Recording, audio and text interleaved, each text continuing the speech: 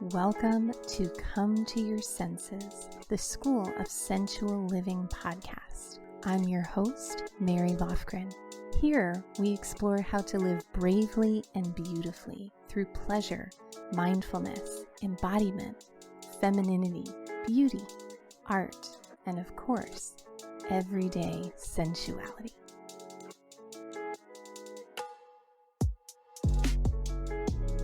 Hello, dear listeners, and welcome back to the podcast. So grateful to be here with you today to bring you part 2 in a 2-part series called Tending Your Resplendent Feminine Nervous System. So last week, I shared a bit about the nervous system's role in our mental health, in our overall sense of well-being, and particularly around how the nervous system protects us when it comes to taking risks or growing outside our comfort zone, and how to know your accelerators and your brakes when it comes to your stress response. But what's so essential to understand about the link between sensual living and your nervous system is kind of like I shared last week. Every feeling and sensation that you have in your body is a consequence of the state of your nervous system. And so when your nervous system is toned and relaxed and open and safe, you can very freely welcome in feelings of pleasure, joy, satisfaction, fulfillment. When the nervous system is in a stress response, putting up a bit of armor and numbness, it does not matter how much self-care you do, how much pleasure you offer yourself. When that numbness as a result of protection is on board, you may recognize that you should be in pleasure. If you've ever had the experience of being out on a date with your spouse or being on vacation and you're like, why don't I feel anything? Why do I feel like I should be feeling good and yet I feel nothing? And there can be a lot of different layers to what's going on in those situations, but one of those layers is that when the nervous system is either in a state of sustained fight, flight, freeze, or has been in a chronic sustained state of fight, flight, freeze. It's almost like driving a car. If you slam on the brakes, there's going to be a bit of whiplash. And so if your nervous system has to kind of slam on the brakes in order to slow down, your system is going to be tending to that impact rather than being able to be fully present. And so what I want to share with you today is some really juicy, delicious information as to how to bring more tone and more beauty and more resplendence to your nervous system, not just as a form of recovery or reward, but as a form of nurturance to nurture the health of your body, the health of your mind, and the health of your nerves, so that you can A, become more skilled at how to help yourself if you're experiencing a stress response, and B, help bring more resplendence to your life overall through the experience of being in your body. And this information that I'm sharing with you today is a critical piece of the embodied intelligence coaching system that I am currently enrolling a small handful of women into for the fall-winter session. Unlike traditional methods of coaching that focus almost exclusively on mindset and thought retraining, in this style of coaching, we take a bit of a deeper dive into the sensations and the wisdom of your body. We know that every action we take is a result of a thought that we have. What may surprise you is that every thought that we have is a consequence of a sensation in our body. So, for example, if you feel the sensation of thirst, you will have the thought, drink some water, and you will carry out that action. Similarly, if you are desiring to make a career change and that idea presents you with a sensation of fear in your heart and your belly, your thoughts will respond to that sensation with protective mechanisms of, don't do it, now's not the time, here's all the reasons that you're going to fail. So if you would like to take more exquisite care of your body and health, if you want to show up more in a position of leadership and confidence in your career, if you want to pursue relationships from a greater place of confidence and clarity, being able to interpret and work with and embrace the sensations in your body with wisdom and skill is essential to getting there. And that is what embodied intelligence coaching is all about, is helping you become an authority in the wisdom and intelligence of your own body. So the fall-winter session is open through the end of this month. October 30th is the last day to apply. As of this recording, there are 2 spots left in this incubator. So head over to schoolofsensualliving.com/coaching to learn more.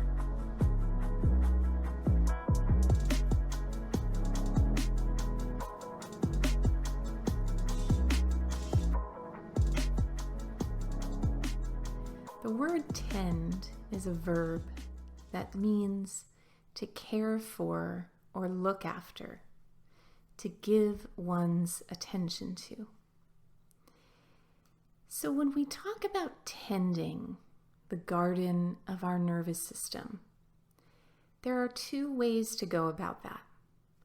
The first is what I like to call the injury model when it comes to self-care. The injury model views pleasure, rest, relaxation, satisfaction, all of these things as either a form of reward for hard work done or recovery from lots of energy spent on hard work. With both of these, an injury is required to initiate the experience of care. So it's kind of like if you had a garden and all you ever did to the garden was weed it. You never offered it water, you never pruned the plants, you never clipped the blossoms. You were just really honed in on plucking those weeds, and you would probably get some result from the garden. But as a listener of this podcast, I would imagine that when it comes to your body and your system, you yearn for an experience more than just plucking weeds. You are more attuned to the nourishment model, where care is about a lot more than just recovery, but it's about replenishment so that you have more to give. And so when we talk about your nervous system, a lot of the education out there about how to care for your nervous system focuses on just one thing, which is relaxation. Deep breathing, meditation, getting good sleep, things along those lines, which are vitally important and understandable that is our method of care, considering that our world moves so fast. But what I want to share with you today is that when it comes to your nervous system, particularly your feminine nervous system, keeping in mind that feminine simply means those who identify with the creative, feeling, flowing energy that we sometimes call the feminine, the garden of your system needs more than just one type of care. And you may find that your ability to access rest and relaxation lies in more than just one location, such as sitting in a room alone in a fixed position with your eyes closed. You may find that your deepest level of rest and relaxation comes when you're strolling an art gallery or enjoying a warm cup of tea while watching the snow fall outside of a coffee shop window in a city. I recently moved back to the city of Asheville, where I lived for 5 years. I've lived long-term in 2 places in my life, New York City and Asheville, North Carolina. 3 if you count where I grew up in upstate New York. And when I moved here and left New York City, it was like I was so tired of being in the city and being cramped and being away from nature. And so my first year when I moved here was really wonderful and beautiful, and I was soaking up the sun, and I was enjoying decorating more than a postage stamp style or size of space, and taking Winnie on long hikes, And then my true city mouse self began to get bored.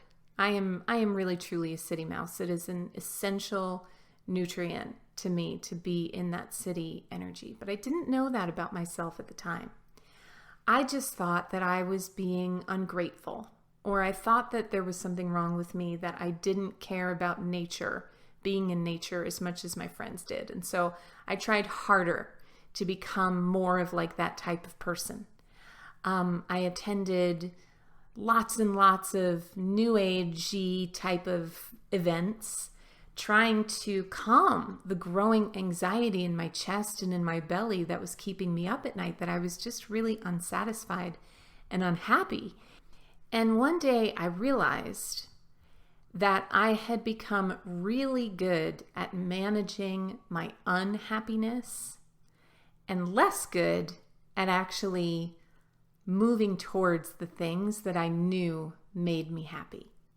And I'm sure that a lot of you can relate to feeling like there's something wrong with you if you're not happy where you are, and that maybe you need to just dig deeper into where you are, bloom where you're planted. And I encourage you to do that experiment, because I did for 4 or 5 years and conclusively found that this was not an issue of bloom where you're planted. This was an issue of feeling like a kidney that had been transplanted into a body that had a different blood type than my own. And I just needed to kind of get out of here. So I moved back. I moved back to New York City. I was blissfully happy. I mean, just felt like I had come home again. I could really feel like the deepest parts of my roots getting watered. And 2 months after I moved, the pandemic hit, and New York felt really unsafe. And I knew that if I was going to stay in New York, I had a dog, I had Winnie, and I had to touch 8 doorknobs just to get out the door. And I just wasn't comfortable with that. So I left New York once again, and I came back to Asheville to stay at an Airbnb. Very long story short, I just bought my first home here in Asheville. Why on earth would I buy a home in a place that feels like a rejected kidney? Well, what's interesting is that having had the experience of going back to New York and feeling myself come alive again, and knowing that that part of me that intuitively knows what pleases me, what makes me happy, is still very much alive and well and kicking.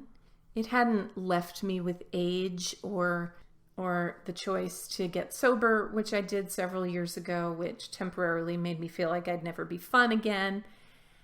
Going back to the city and feeling that come alive in my system again let me know that that was in me. And so when an opportunity presented itself to buy a home here, Asheville hadn't changed, but I had greatly changed. And my ability to take pleasure from being here, from being in small community, from being in nature has shifted, because my need for that city energy, even though it was in a small dose, has been met. And I know that in order to keep my inner energetic oxygen levels at optimal state, that's a need that I need to tend to in myself. Now, before I left, I was meditating, I was yogaing, I was doing everything within my power. My self-care routine was taking like 6 hours of my day to manage the fact that I was anxious and unhappy, and using this kind of one-pronged approach to address my system, which is like a garden and is vast in its composition of what it needs for nourishment. My system didn't need more nature and quiet. As Walt Whitman says, keep your quiet places by the woods. Give me the streets of Manhattan. And so what I'm going to share with you now are some things that may provide nourishment and nurturance and replenishment to your nervous system. So the first is beauty. Have you ever walked into a gorgeous room or a beautiful garden and felt your whole body relax? Beauty helps us feel safe. When we are in a mode of survival, beauty falls low on the list of priorities. So when the need for beauty has been tended to, it sends a signal to our system that all is well, survival is taken care of, and there is extra creative life force energy to give towards beauty. Beauty is recognized in every spiritual tradition as a pathway to the divine. Beauty is how we make sense of our greatest sorrows and how we celebrate our greatest joys. Beauty and art inspire us into new ways of thinking, into worlds that have not yet been imagined. Beauty reminds us of why we're here on the planet, what really matters, and who we really are. And one of my favorite ways to play with beauty is to go on a beauty walk. So to find an environment that you find beautiful, for your system that might be a botanical garden, or it might be a city boutique, or a hotel lobby, or a tree-lined avenue. Whatever it is for you, take yourself on a walk and allow your senses to be filled up with beauty, and notice how that makes your body feel. Another need for your resplendent feminine nervous system is the need for depth and intimacy. So we all know the difference between a superficial, fluffy conversation, and as an experiment, I'll invite you to just remember the last time you had a fluffy, "How are you?" conversation, and how that felt in your body. I notice in my own body, I feel exhausted, my eyes are starting to droop, and my whole system is starting to harden, like my muscles are starting to harden. Versus a really deep, intimate, easeful one, and notice how that feels in your system. Just like we need fluffy rom-coms, we also need deeply moving drama. Both are necessary for our nervous system to feel alive, to feel connected and seen. And so some ways that you can pursue that need for depth and intimacy in your everyday are through intentional, sincere eye contact. So now more than ever, with our faces hidden behind masks, intentional, sincere eye contact is so essential for those micro moments of connection. Truth-telling is a way to increase the level of intimacy and cut through the static of the fluff.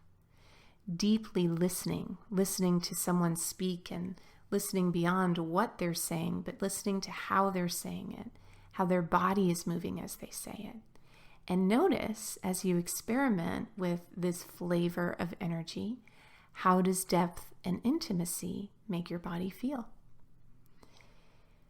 To go to the other side of the spectrum, humor and lightness are also essential for your nervous system to be attuned. I remember a time when I had a very emotionally intense conversation, and I got in the car and I had a long drive home, and I was listening to an audiobook that was very, very heavy. And I turned it on, and suddenly my body felt like it had filled up with cement. It felt so heavy. So my nervous system had reached a threshold of depth and intimacy. It was almost like cake batter that has too little liquid, and it needed something light and fluffy to, like an egg white, to smooth it out. So I turned on a comedy podcast in the same way that I might take Advil for my headache. It was medicine for lightening up and smoothing out that heaviness in my cells. About a half an hour of laughing and seeing life through a different lens allowed my nervous system to settle. And then halfway through the drive, I went back to my original book because that release of lightness and humor had cleared the space for more depth and intimacy.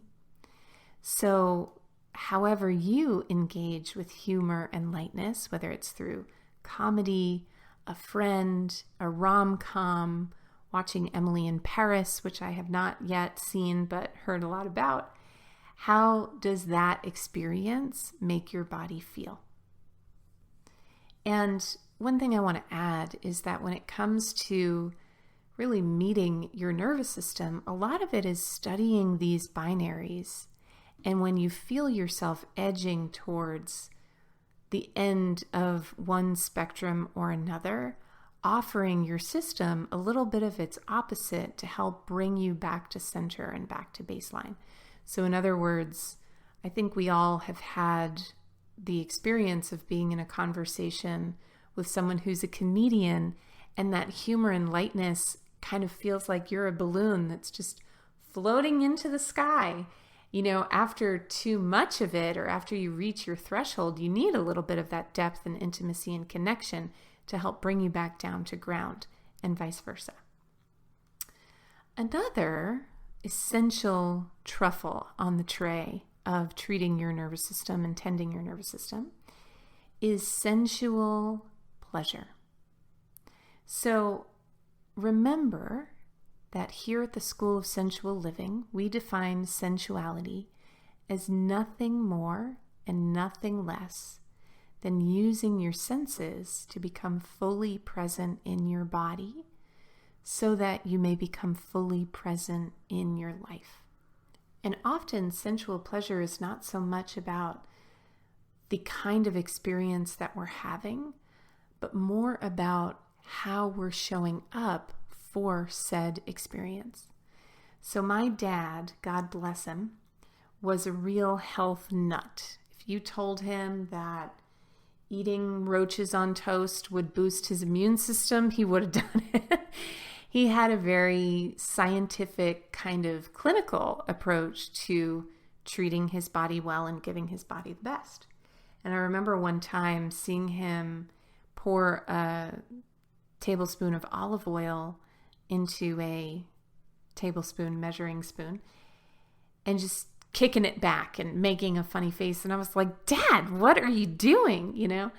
And he was like, well, I read in a magazine that a tablespoon of olive oil a day, I don't know, helps your brain health or something like that. And it was just such a marvel to me that would be his approach, rather than drizzling olive oil on a salad or putting it on some pasta, that he'd just kick it back, And my dad was super wired for anxiety and had kind of a really hard time settling into his body. And so a reminder that sensual pleasure doesn't have to mean an all-inclusive vacation. It can simply be pausing in the middle of your day to inhale and ingest the aroma of a flower. Sensual pleasure can be laying down in your bed with one hand on your heart, one hand on your belly, and slowly making your hands move with your breath.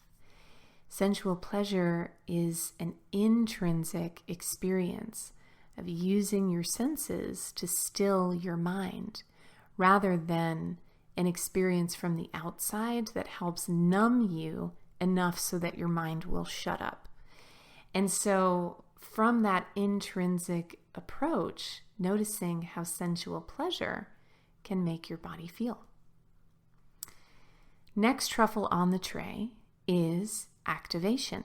So as I shared earlier, our collective need for rest and relaxation is absolutely great indeed. But only turning towards the yin side of the yin-yang symbol answers only half of the equation. So when you are feeling down, sluggish, depressive, dissociated, what may be needed in that moment is not more relaxation, but is more jumping jacks or a night out on the town. Whatever breaks up that slow, stagnant energy counts as activation. And the last truffle that I want to share about with you is one of my favorites and what I find is one of the most essential, which is friendship and community. So the etymology of the word relate is to be brought back. Sometimes when tending your mental health, your state of being is a solitary affair, it can feel very lonely and isolating. And often what the body is really searching for is not more techniques, but it's actual human connection. And that can come in the form of family or friends, or it can also come in taking actions in your life to be of service to others. Service gets us out of our own head and reminds us that the world is bigger than our own belly button. And so service could be volunteering for something that you believe in, donating or tithing to an organization that you admire, taking your dog on an extra long walk as a gift to their nervous system, bringing some biscuits and fresh jam to your elderly neighbor's doorstep, or simply, maybe not so much in a pandemic, but picking up a stray paper towel in a public restroom so the next person's experience is more pleasant. Just simple ways to get out of that vacuum of attention on self and expand your body's connection to being part of the human family. So I am so curious how expanding your repertoire of care for your beautiful body and your brilliant mind affects you and your life and your community. You can always connect with me on Instagram at Hello Mary Lofgren. I'd love to hear from you. If you enjoyed this episode, you can also leave me a review at schoolofsensualliving.com/review. And if you'd like to take the deep dive into embodied intelligence, head over to schoolofsensualliving.com/coaching to learn more. Thank you so much for listening. See you next time. For coaching, classes, and community in sensual living, head over to schoolofsensualliving.com. There you'll find a free video workshop in how to overcome anxiety and feel confident in almost any situation through the skill and power of your body language.